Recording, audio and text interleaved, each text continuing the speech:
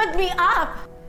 I've been calling you, pero nireject mo yung calls ko. You didn't even have the decency to call me back. Venus. Sana man lang nag-reply ka sa mga text ko. Sana sinabi mo na hindi ka makakarating. Okay, let me explain. Sige! Explain away!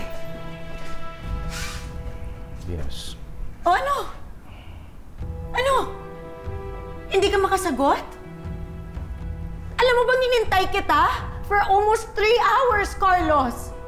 Diba sinabi mo na babawi ka sa akin for your crappy attitude? Pero anong ginawa mo? Pinaghintay mo ako. Pinagmukha mo kong tanga! And you aren't even man enough to apologize for it.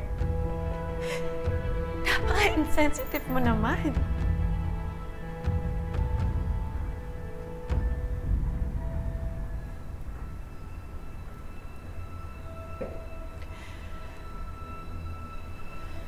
Okay na.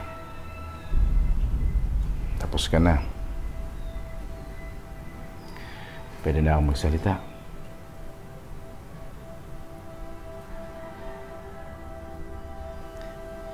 Venus, I owe you an apology. Hindi ko dapat ginawa sa'yo yun. Hindi ka dapat pinahintay. Dapat tinawagan kita. Dapat tinext kita. Hindi ko dapat ginawa sa'yo yun.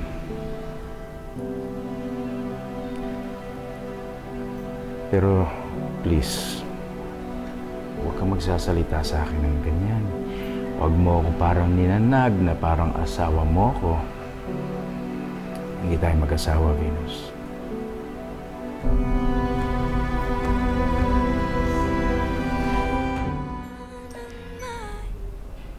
Hindi mo na ba naiisip kung bakit ka naghintay doon? Hindi kaya baka sakaling may nangyari sa akin. Na-aksidente ako. May nangyaring masama. O baka naman may pinagdadaanan ako na hindi ko makayanan. Ano nangyari sa'yo? Doesn't matter. Hindi na importante ngayon yun. Bumalik ka na lang sa opisina mo. At isipin mo, baka I'm not that insensitive as you think.